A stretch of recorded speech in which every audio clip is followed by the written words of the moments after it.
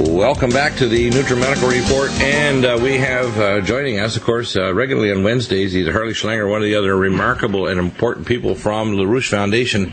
And I can say 99% of the time I am lockstep with the plans, the analysis of the LaRouche Foundation. That's one of the reasons why I have them on regularly. And in many ways, they are political agnostics. In a sense, they see both parties as having good and bad. They realize that it's the individual candidates. That's why we have Keisha Rogers on, who's a Democrat, trying to get impeachment on Obama. And we see some positive aspects in some of the Republicans, although we need to get a lot more aspects, because the impeachment of Obama is a bipartisan process that needs to proceed now at the speed of light. The latest revelations that have come out, including the Benghazi revelations from the latest report from LaRouche, Hillary Clinton's Benghazi revelations mean Obama must be impeached immediately. That report is available today. And, of course, the attack on Argentina means the British Empire's bail-in policy is in full play. So, Harley, we've got lots of stories to cover. Let's start off with the, as I say, impeachment central for the abominator who's destroying the nations, who's flooding the country with illegal so-called children, and is crashing the economy, blocking the ability to become energy independent, and promulgating new wars. It's ridiculous, isn't it? Well, I think what Mr. LaRouche was focused on in discussion last night is he had a chance to read this new book called Blood Feud by Ed Klein. And Ed Klein is a former Newsweek editor. He's, I wouldn't say he's entirely reliable, but he has access to people on the inside.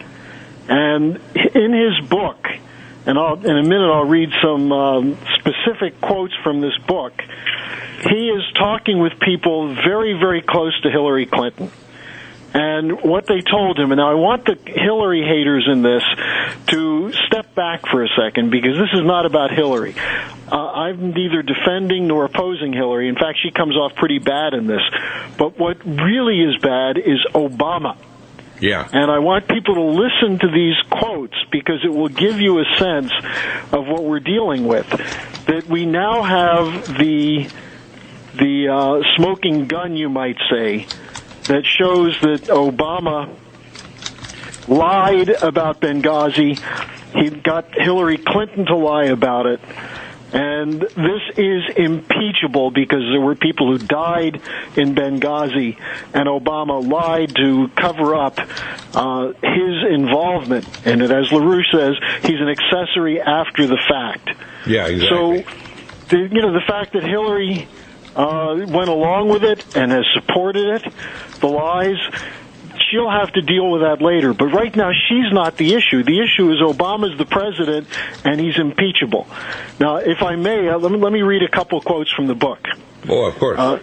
This book is coming out. These are quotes from the New York Post, which had an advance copy. Shortly before 10 p.m. on the evening of September 11, 2012, Cheryl Mills, who's an assistant to Hillary, told Hillary to expect a call from President Obama. By then, Hillary was one of the most thoroughly briefed officials in Washington on the unfolding disaster in Benghazi. She knew already that Ambassador Christopher Stevens and a communications operator were dead, and that the attackers had launched a well-coordinated mortar assault on the CIA annex, which would cost the lives of 2 more Americans. And the quotes continue. This is from a close associate of Hillary talking to Ed Klein. She had no doubt that Al-Qaeda had launched a terrorist attack against Americans on the anniversary of 9/11. However, when Hillary picked up the phone and heard the president's voice, she learned that Barack Obama had other ideas in mind. Until Benghazi, Obama had been riding high on his reputation as the man who got Osama bin Laden. Unable to run on his domestic record, Obama didn't miss a chance to remind voters that he had decimated Al-Qaeda's leadership and that the core Al-Qaeda is on its heels. And he goes on to say that Obama kept bragging about this. So then here's what happened. Obama knew that this boasting was sheer humbug. Even while he was crowing about his victory over Al-Qaeda, he was receiving the same alarming intelligence briefing as Hillary, namely that Al-Qaeda had metastasized and posed a growing threat to American interests in the Middle East. Yeah, exactly. And then it goes on to say, if the truth about Benghazi became known, it would blow both of the arguments out of the water. Well, of course. Hillary was stunned when she heard the president talk about the Benghazi attack, according to a member of her team of legal advisors who was interviewed for this book. Obama wanted her to say that the attacks had been a spontaneous demonstration triggered by an obscure video and so on.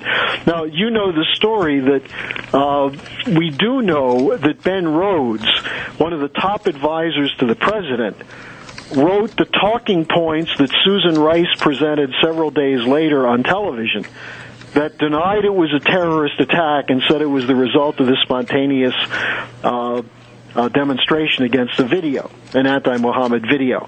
Now, everybody knows that that's a lie. And everybody knows clearly, because they have the emails from Ben Rhodes, that Ben Rhodes said that. But what this book does is say that Hillary and Bill Clinton, through top close confidants, have admitted that Obama told Hillary to do it, and that after Bill and Hillary discussed it, they decided they had no option but to go through with what the president asked.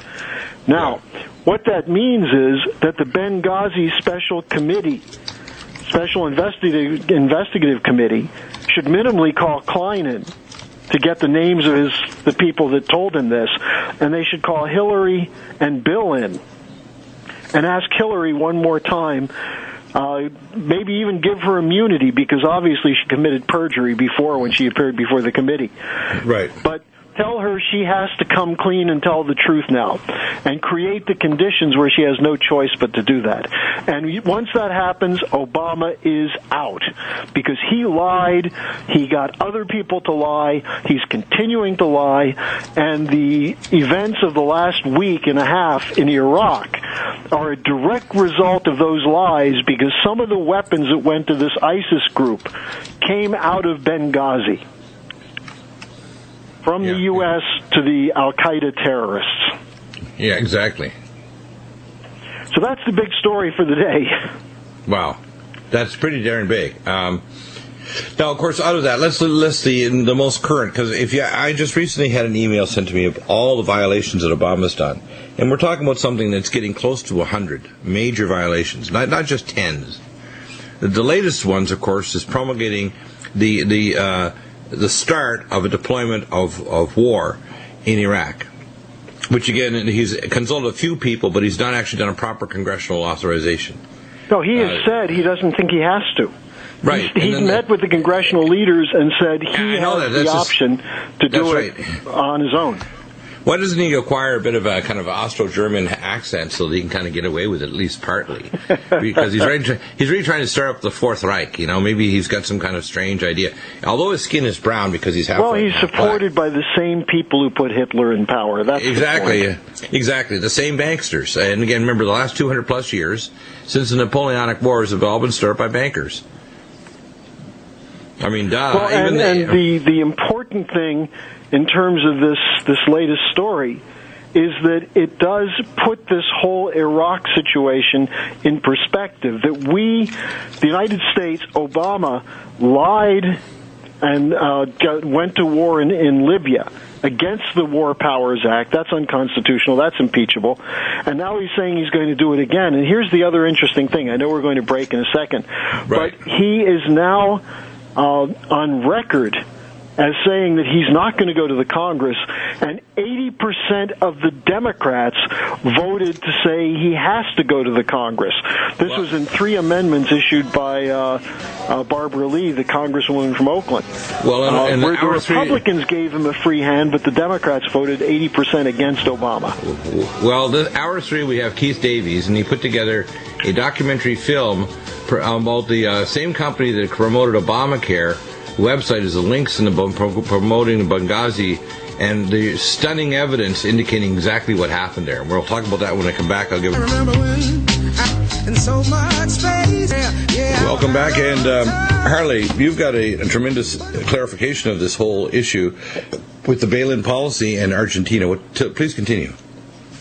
Yeah, now this is something that, again, should cause every single person who thinks they're protected to realize that under this current form of fascist governance, there's no protection of anything.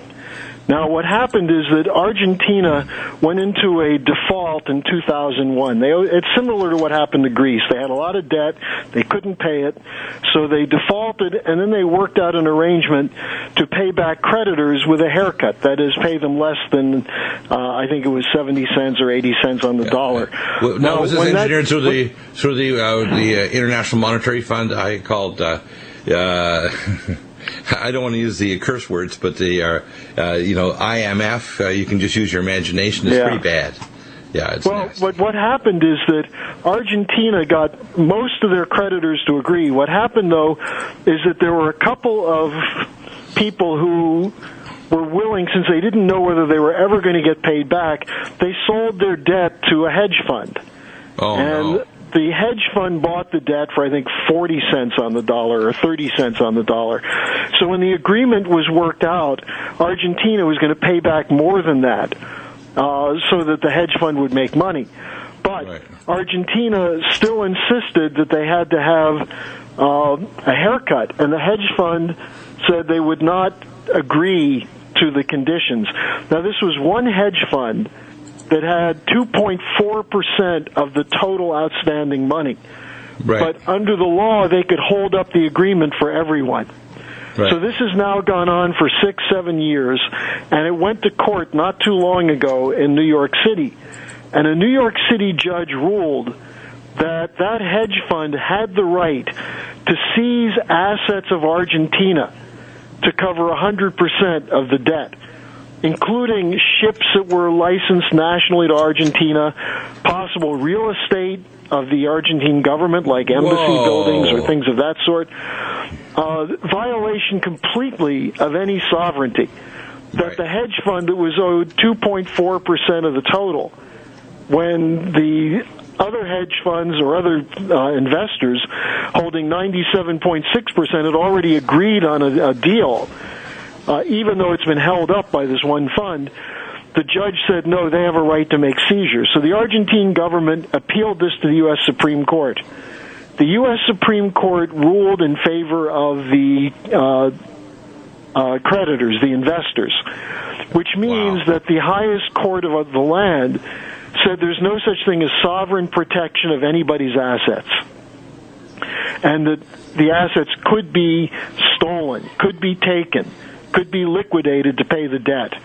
Wow. Now, even the Financial Times wrote an article saying this is like debtors' prisons. This is like the 19th century imperial policy. And the Argentine government said, look, we're going to fight this. We're willing to pay the agreement that was reached, but we're not going to give in to this kind of demand of looters. Now, immediately, South American countries started siding with Argentina, because as it was put by the president of Uruguay, if they can do this to Argentina today, they'll do it to us tomorrow.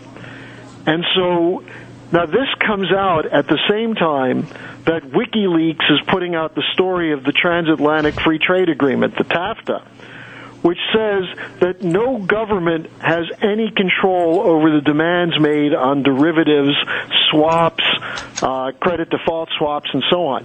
Right. So that if you signed a contract that's an illegal contract in which you're being looted by a swap dealer, you have no recourse. That governments cannot protect investors by demanding that these swap dealers play by the law. So this is what LaRouche is saying is the bail-in, that they are getting now legal agreement from the Supreme Court, agreement from the executive branch of the United States, the Treasury and the President, that you can have what you think is your money taken from you with no recourse. It's not so different, if you think about it, than a drone decision that says the president can decide with John Brennan whether to kill you or not without any day in court for you. But this just shows the nature of the fascist state we live in right now and why Obama must be impeached. Right, because he's literally transitioning it, whether it's he or the next so-called puppet leader, will be a leader of a dictatorship de facto because of the bureaucratic and rule-making instead of even laws. It's insane, and it's not even a government. We don't have federal government, which we need. We need government. We don't. We have a proxy globalist government putting in policies that are damaging to Americans, damaging to our foreign policy, damaging to the dollar, and damaging to relationships that should be positive with Russia and China, where we can make a deal trying to get rid of drugs, make a deal with expanding business, make a deal with a Trans-Alaska pipeline to give China access to natural gas from Alaska and elsewhere. I mean, all of this is just plain bad business. Stupid. War drums beating because a bunch of bankers think that the best policy is to create chaos so they can get richer while the rest of us die, starve to death, or we destroy the environment. It's disgusting, and it needs to stop. Well, and this is the nature of the future if we don't get Obama out. Right, and he's an example of the kind of proxy president, doesn't matter if it's Republican or Democrat, by the way, that we can't tolerate. We have to have someone who actually puts America first, people first, the world first. Yeah, so what we're dealing with here is a literal fascist supranational regime, which is what was intended with Hitler. But when Hitler attacked the British, instead of just going east, the British then decided they had to defeat him and they had to come to us for help. Because Hitler was put in power by the British. Yeah. With some help from the Bush family and the Harriman family. Yeah. So we're dealing with the same kind of fascism that our fathers and grandfathers fought against in World War II. Yeah, and unfortunately, it's like this statement by Pliny, the Roman historian, those who do not study history are doomed to repeat it. And what LaRouche has done is firmly grounded understanding in the past and geopolitical history, and that's the whole heritage of the LaRouche Foundation is NWAPA, North American Power, just tool dye industries, really making products again, bringing industry back to America, making deals with countries like China. Yes, you can build stuff, but we're going to have countervailing tariffs and environmental standards. You don't dump dirty coal into the troposphere that literally boils the whole Earth and destroys the ozone layer and gives us heavy metal poisoning and toxically makes your own country turn into a wasteland. It's just unacceptable, and it's not even necessary. It's not necessary. And on top of that, if we, I think the important thing to look at is that people say, well, what about Hillary? What about the Congress? What about all these other people who aren't doing things? That's a legitimate point. So here's the question. They represent you. What are you doing to demand that they do what's right? Exactly. And this is exactly what we've got to discuss in the next segment. What are the American people going to do? And that's it. You know, Einstein's statement, evil will not destroy the world. When good people see that evil's doing it and don't do anything, that's what will destroy the world. In other words, good people can stop it. It is stoppable. Surveillance. So, we're back with Harley Schlanger. Now, let's crystallize this. They're going to use derivatives, which is funny money out of thin air, and get real assets, and they're trying to have the force of the U.S. senior courts. And now they want this Trans-Pacific Partnership to exempt them from any other oversight, even if it's an illegal agreement. I mean, how far do these people think they're going to be able to go before we just show them to their concrete cell and steel toilet? I mean, how long? This is why LaRouche is saying they're going for war, because they know that sooner or later people are going to say, we just can't go along with this anymore. Well, wait, even the Nazis we're coming to that point. Right. And that's why I started with this question of the Ed Klein book. The link that you have from our website on the Ed Klein book makes very clear that we cannot allow Obama to get away. Because if this is not done, if he's not called to task for this, then we no longer have a country that has any pretense to being under law. Yeah. And that means every person, everyone I'm listening to, what we're doing this week, I'll just tell you, Keisha Rogers just came back from a week in Washington. She had 25 meetings with congressional offices, including a number with congressmen and senators. And all of them said they're aware that there is great unhappiness with Obama, that people want him to go. But she said, and the people are very nervous about this Iraq situation, the fact that Obama says he's going to act alone. So then Keisha said, are you getting as much reaction to this as you did with the Syrian situation last summer? And they said no. Now, what we immediately did is put out the word. You've got to call your congressman and say, no U.S. involvement in Iraq. Get our people out of there. There's nothing we can do to stabilize that situation except go after the British Empire and Saudi Arabia. Exactly. Saudi is actually aggravating the situation, which they are in Syria. Saudi is actually eventually going to force a war between Iran and Saudi Arabia is going to get fried. I can tell you that right now. It's right in the Bible. It's a prophecy in the Bible that the burden of the desert of the sea, which is everybody's known for 3,000 years, that's Saudi. That's the Saudi Empire, and they're going to get fried because they're going to continue to aggravate Syria, Iran, and Russia, and they are going to get fried with nuclear fire. And here's the point. The ISIS group, the Al-Qaeda spinoff that's involved in Iraq, they are funded by the Saudis. The Saudis worked with the Turks to get weapons from Libya, from Benghazi, through Turkey, delivered to the terrorists in Syria who are now overrunning Iraq. According to reports in various Mideastern press, also on Russia Today, the Obama administration knowingly transferred arms, knowing that it would get to this ISIS group. Right. Now, similar to the British who thought they could deploy Hitler against Russia and were really quite freaked out when Hitler turned west against Britain, the same thing's happening here. The terrorists were supposed to destroy Assad, but the Assad regime, because it's seen inside Syria as the one source of stability, is winning the war in Syria. So what happens? This gang goes east into Iraq, into the puppet state that we set up in Iraq. And they've now taken over the largest oil refinery. They're continuing to move toward Jordan. So this is the same Sunni terrorist network that the Saudis ran around 9/11 out of Afghanistan, in Syria, in Iraq, targeting Americans. And this is what Obama's supporting. Now, it's ironic, even as John Kerry's in the Middle East talking about we have to get a solid new government in Iraq. In other words, we need regime change in Iraq now. He's still attacking Assad. And Assad is the only one who's been successful in the fight against these Al-Qaeda-linked terrorists. Not only that, he's the only one stabilizing the situation in Syria. Here's what could happen. If ISIS is successful in Iraq and it spreads into Syria, it guarantees that ISIS will directly attack Israel and guarantee a nuclear war leading to World War III. I mean, that's just the reality of it. And that's what the administration is playing with.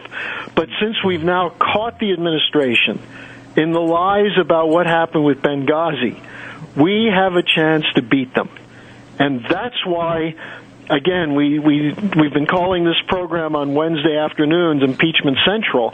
Your listeners have a chance now to take part in a national escalation to throw Obama out now. We can't wait till 2016.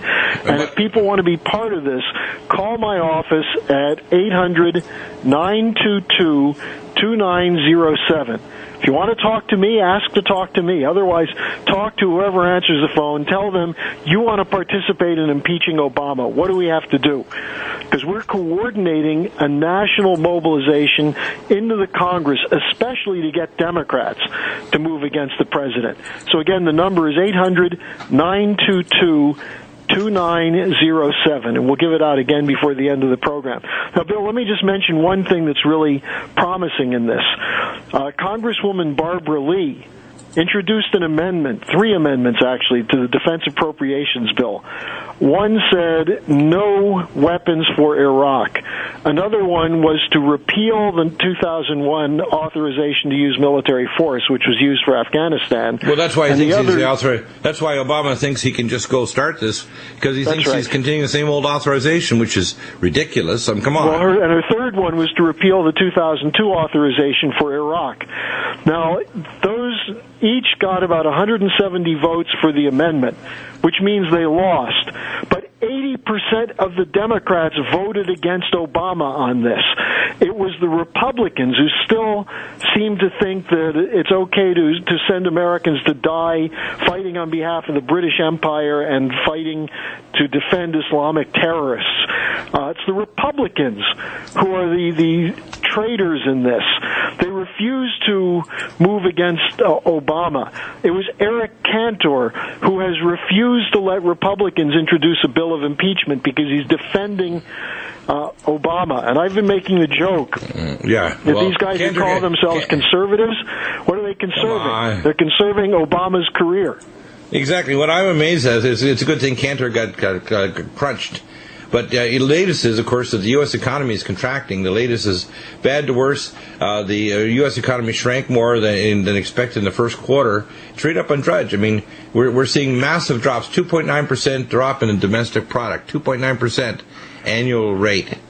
I mean, and then this goes on, and then we see the latest news of what's happening around the world. Every policy that Obama touches, he's like the Pied Piper of Hamlet, only everything he touches turns to fecal matter. It's mind-boggling how bad this guy is. This is our future. It's our nation.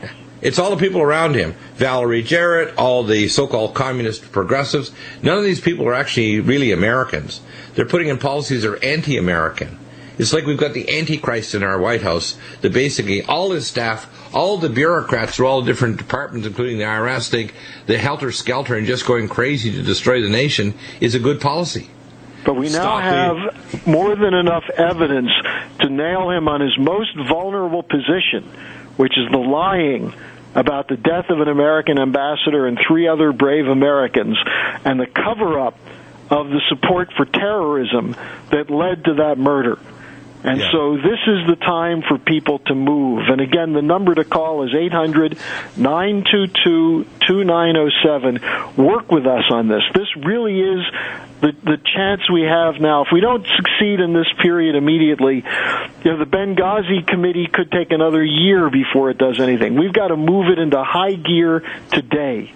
And that's why your listeners have an obligation to have their voices heard. Yeah, exactly. In fact, it really is in their hands. I think people don't understand. If we put up enormous pressure on our congresspeople, if we call all our senators, if we actually do something about this, we will turn this ship around. We'll stop the massive, expansive involvement, get them out of the green zone, get our people out of there, realize there's nothing we can do to fix the situation, stop this dialogue with Russia that's going to amp up to a full war very soon if we don't stop it. I should say hour 1 on Wednesdays should be called Harley Schlanger and the LaRouche Foundation's Impeachment Central Hour. How's that? That's a good new term. Until the deed is done, until the final steps where the zip ties are applied to the wrists of the man in the White House, the dissociative identity disorder, MPD, narcissistic, if you want to call it, trying to find literally for the bankers the Fourth Reich. I mean, it really is amazing.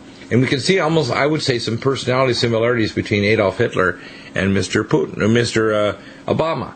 The bankers funded the rise of the Reich. They had created the situation of the so-called Treaty of Versailles, which compressed Germany and caused such disaster that they tried to throw off the bonds. And then, of course, the appearance of a narcissistic maniac like Adolf Hitler is identical to the situation of Mr. Obama. I'm sure if he had his way, there would be no 216 election. Why would you want to have an election when you got a perfectly good dictator right now? Well, there's a discussion that he's actually thinking about how to run Michelle Obama to be president. But, look, here's the important thing. This is not Obama has to go, but what Obama represents is someone who was put in office by the bankers and put in office by the bankers centered in London and Wall Street. And he's carried out their policies to the T. He hasn't backed off it at all. And this is where most of the Republicans get get confused, because a lot of his policies are what used to be Republican policies, like the so-called health care bill. Exactly, which is why I find it so disingenuous when I hear the dang Republicans talking like this. It's like, you people are just a bunch of criminals still supporting the same drugs industry and toxic doctors that are still killing people, costing ridiculous amounts, denying care like the VA system, and just not fixing a damn thing and bankrupting the country. And by the way, when they bind it into things like occupational medicine, which I have personal experience, it makes us uncompetitive with any other nation making anything. Our nation is the stupidest country on earth for mismanaging our money. It's like we got a pot of money, we're going to misspend it so badly, just like the Saudis, that they're always in a negative balance, so we can't do anything right. So if you build an automobile, it's $8,000 to $12,000 cheaper just to build in Ontario, even compared to the inferior healthcare system of Canada, which is far superior to the stupidity of what we call American. It's ridiculous. And let's stay on this topic of the impeachment, because this really, I think, from my discussions with Mr. LaRouche in the last couple of days, his sense is that we're starting to see the tide shift. The tide has already shifted in terms of the population. Most people don't want Obama. They don't trust him. They don't like him. They're ready to get rid of him. Right. But the Congress doesn't know that yet. The Congress, for example, on Eric Cantor's vote, too many people still believe that this was a big shock and a big surprise. Why? Well, because they believe that the Republican Party is divided between a lunatic fringe called the Tea Party and then the mainstream establishment, which is conservative, neoconservative, and still controls things. Now, what they don't realize is that it's not really Tea Party versus establishment. It's everybody versus the establishment. The establishment is going down. The problem is, if you don't have a policy to replace them, you'll end up with chaos, which plays into their hands. That's why what my organization represents is a unique opportunity to change the whole game. And by that, what I mean is that we have, on the one side, the evidence that would lead to Obama's impeachment. But we've got to get into the post-Obama period, because what Obama has done is preside over, as you pointed out before, the collapse of our economy, the shutdown of science and technology, the destruction of our political process, the destruction of our national commitment to a constitutional principle. We've got to restore that. And that's why what we've done is we've put forward a 4-point program, which is very simple. You get Obama out, then you can do this. One, Glass-Steagall, no more free hand for the banks. Point number 2 is a national bank, because we need credit that goes through the banking system to the physical productive sector of the economy, which is now being starved for credit. 3, we need a commitment to the great projects, which are based on not slave labor, but creating productive jobs, doing work that's necessary, like whether it's NWAPA and a major water project or high-speed rail systems or so on. And point 4, commercial utilization of nuclear fusion power immediately.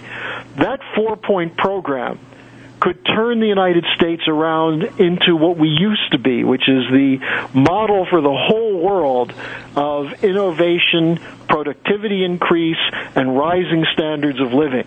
The exact opposite of where we're headed. So get Obama out. Join our mobilization here at Impeachment Central to get Obama out. And then let's get the post-Obama era underway so that we pretty soon forget Obama completely for the absolutely horrific character that he is. And we also don't want it to be a blank check for elements within the Republican Party that balance the budget on granny's back and kill people, deny care, and start chopping away so we have austerity fascism sneak in the back door. Yeah, that is not the solution. And that's one that I'm saying, I think, as the tail of the dragon switches one way or the other, and the snake gyrates across the floor, we don't want that gyration to mean that we've authorized the reverse of Obama, which is also equally noxious. Yeah.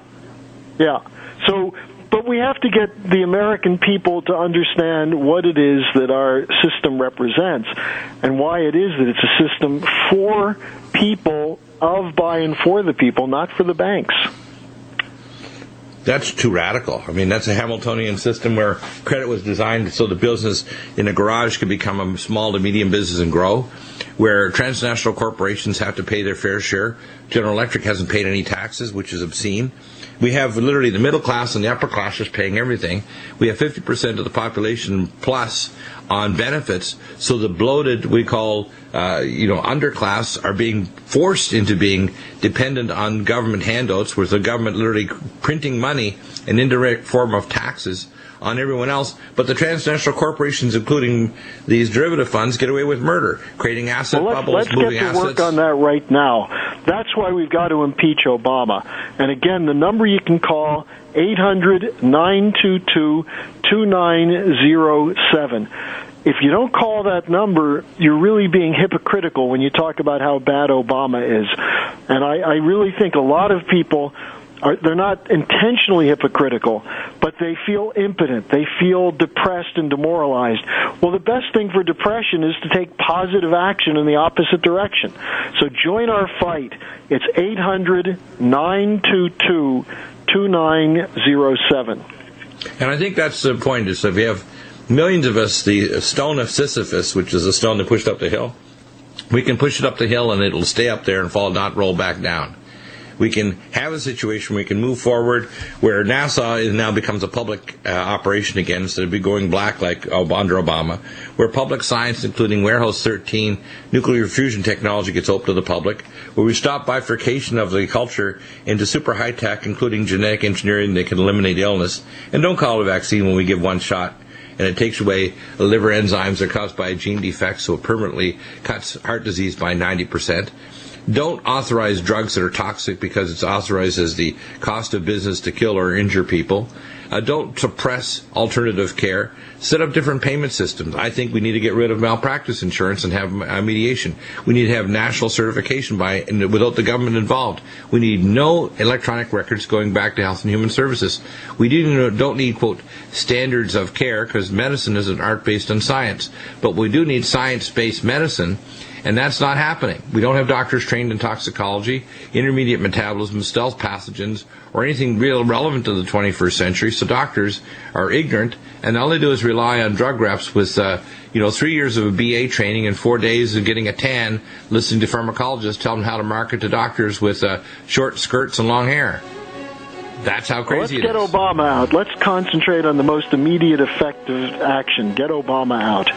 Yes, we have scheduled an abominectomy at the surgical suite of the, I want to call it the medical unit of the LaRouche Foundation. We have a warm surgical bed for Obama to receive his exit plan.